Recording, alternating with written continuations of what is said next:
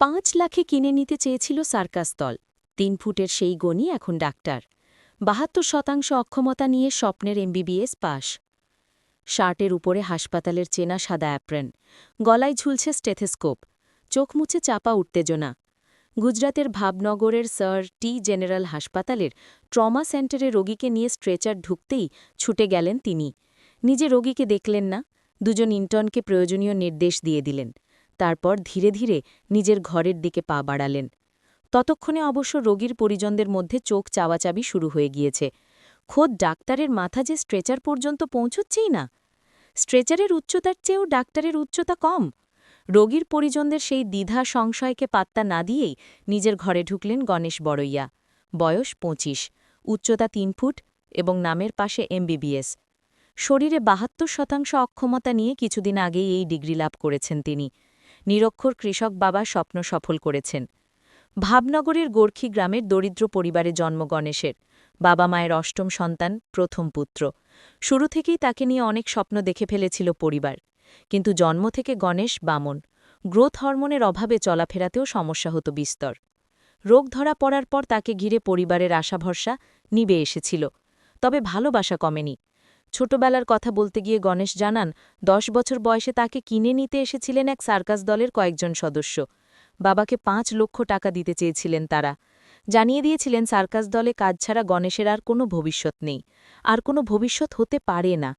সেদিন সার্কাস দলকে বাড়ি থেকে তাড়িয়ে দিয়েছিলেন গণেশের বাবা। একমাত্র পুত্রকে হারানোর ভয় যেন জাঁকিয়ে বসেছিল। গণেশকে তিনি আর কাজছাড়া করতেন না। তাকে কোলে করে স্কুলে নিয়ে যেতেন দিদিরা, মাথায় চড়াতেন বাবা। সেদিন থেকেই গণেশ বুঝে গিয়েছিলেন অক্ষমতাকে সঙ্গী করে আগামীর পথে হাঁটতে হবে তাঁকে। উচ্চতা বাড়বে না, কিন্তু তাঁকে বড় হতে হবে। আকাশ ছোঁয়ার স্বপ্নও কি দেখে ফেলেছিলেন সেদিনই? গণেশ বলেন, চলার পথে অনেকের কাঁধের আমার দরকার হবে বুঝে নিয়েছিলাম সেই ছোটবেলাতেই। অনেকে আমাকে সাহায্য করেছেন, সেটা ছাড়া এই পর্যন্ত আমি পৌঁছতেই পারতাম না।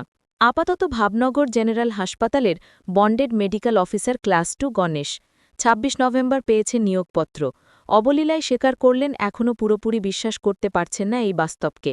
কারণ তিনি প্রতিবন্ধীদের জন্য সংরক্ষিত আসনে ডাক্তারি প্রবেশিকা পরীক্ষায় পাশ করেছেন 7 বছর আগে, সেই 2018 সালে। তারপরেও ডাক্তারি পড়তে পদে পদে বাধা এসেছে। সহজে কোথাও ভর্তি হতে পারেননি।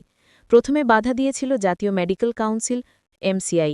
বলা হয়েছিল গণেশের শারীরিক অক্ষমতা ডাক্তার হওয়ার প্রতিবন্ধক। মামলা গড়িয়েছিল আদালত পর্যন্ত। গুজরাট হাইকোর্ট গণেশের আবেদনের বিপক্ষে রায় দেয়। জানিয়ে দেয় মেডিকেল কাউন্সিলের ধারণা অমূলন। এরপর গণেশ আর আশা রাখেননি। ডাক্তারি পড়তে ভাল ছেড়ে ভর্তি হয়েছিলেন বিএসসি পড়ার জন্য। কিন্তু এই সময় তার পাশে দাঁড়ান তার স্কুলের ডিরেক্টর চিকিৎসক দলপত কাটারিয়া। গণেশকে না জানিয়েই তিনি তার মামলাটি নিয়ে সুপ্রিম কোর্টে আবেদন জানান। শীর্ষ আদালত গণেশের পক্ষে রায় দেয় বছরখানেক পর। সেই থেকে চিকিৎসক কাটারিয়াকে মেন্টর মানেন গণেশ। ডাক্তারি পড়ার ছাড়পত্র তো মিলল, ভাবনগর মেডিকেল কলেজে ভর্তিও হলেন, কিন্তু ফের ধাক্কা। প্রথম সেমেস্টারের লিখিত পরীক্ষায় পাশই করতে পারলেন না তিনি। বাকিদের সঙ্গে প্রতিযোগিতায় পিছিয়ে পড়লেন। সময় শেষ হল না উত্তর লেখা। গণেশ বলেন, দীর্ঘ উত্তরপত্র আর সময়ের সঙ্গে মানিয়ে উঠতে আমি পারিনি, বিধ্বস্ত হয়ে পড়েছিলাম। কিন্তু চিকিৎসক কাটারিয়া আমার সিনিয়রদের সঙ্গে কথা বলেন। আমাকে উত্তর লেখার জন্য রাইটার দেওয়া হয় বাড়তি 1 ঘণ্টার সময়। এমবিবিএসের বাকি সেমেস্টারগুলিতে প্রথম সুযোগেই পাশ করেছি আমি, আর আটকাইনি। এর আগে কখনো এমবিবিএসে কাউকে রাইটার দেওয়া হয়েছে বলে মনে হয় না। যারা পাশে থেকেছেন তাদের সকলের প্রতি কৃতজ্ঞ গণেশ। বলেছেন, আমি সাফল্য পেয়েছি কারণ বহু মানুষ আমার পাশে থেকেছেন। সবচেয়ে গুরুত্বপূর্ণ কাটারিয়া স্যার। তাছাড়া দাভে স্যার, অর্থাৎ চিকিৎসক যশ ধাভে, আমাকে আইনি লড়াইয়ে সাহায্য করেছেন, ডাক্তারি পড়তেও সাহায্য করেছেন। সহপাঠীরা কেমন? ডাক্তারি পড়তে গিয়ে সহপাঠীদের দিক থেকে কোনো বাধা বা বিদ্রুপ এসেছে? এক্ষেত্রেও নিজের ভাগ্যের তারিফ করছেন গণেশ। জানিয়েছেন সহপাঠীরা পদে পদে তাঁকে সাহায্য করেছেন, কখনো কেউ তাঁকে নিয়ে হাসাহাসি করেননি। তার কথায়, সহপাঠী বন্ধুরা আমার জন্য সামনের দিকে জায়গা রেখে দিত যাতে আমার নোট নিতে অসুবিধা না হয়। প্র্যাকটিক্যালের সময়ও বন্ধু এবং প্রাধ্যাপকদের সাহায্য পেয়েছি। বিশেষ করে অ্যানাটমির প্র্যাকটিক্যালে আমার জন্য টেবিলের উপর আলাদা ব্যবস্থা করা হতো, আলাদা টুল এনে দেওয়া হতো। কখনো কখনো কেউ আমাকে কোলেও উঠিয়ে নিত। এমনকি গুজরাটি মিডিয়ামে পড়ে আসা গণেশকে ইংরেজিতেও সাহায্য করেছেন তার সহপাঠীরা। গণেশের সঙ্গে ভাবনগরের ওই হাসপাতালে তার 2 জন সহপাঠীও যোগ দিয়েছেন। তার লড়াইয়ের গল্প ভোর হয়ে শুনছিলেন চিকিৎসক দীপক ভাদ্ধার। এমবিবিএসের প্রথম বর্ষ থেকে গণেশের রুমমেট। তিনি বললেন, এমবিবিএসের ক্লাসে প্রথম যখন গণেশ এলো, আমরা ভাবছিলাম এই বাচ্চাটাকে। ক্লাসের সকলের সঙ্গে ওর ভাব হতে মানিয়ে নিতে মাসখানেক সময় লেগেছিল। তারপর তো আমরা খুব ভালো বন্ধু হয়ে গেলাম। আমরা ওকে গণি বলে ডাকি। ওর লড়াই যেভাবে ও সমস্ত বাধা অতিক্রম করেছে তা আমাদের কাছেও অনুপ্রেরণা। আইনি লড়াই কিভাবে জিতলেন? তার আইনজীবীর মূল বক্তব্য ছিল, এমবিবিএস পড়ে সকলে যে চিকিৎসক হন তা তো নয়। কেউ শিক্ষকতা করেন, কেউ গবেষণা করেন, কেউ মেডিকেল প্রশাসনের কাজে যুক্ত হন। ফলে শারীরিক প্রতিবন্ধকতার কারণে কাউকে এমবিবিএস ডিগ্রিটুকু পাওয়ার সুযোগ না দেওয়া অন্যায়। আদালত তানের যুক্তিতে সায় দিয়েছে। এমবিবিএস ডিগ্রি নিয়ে কোন পথে হাঁটবেন গণেশ? চিকিৎসাই করবেন কি?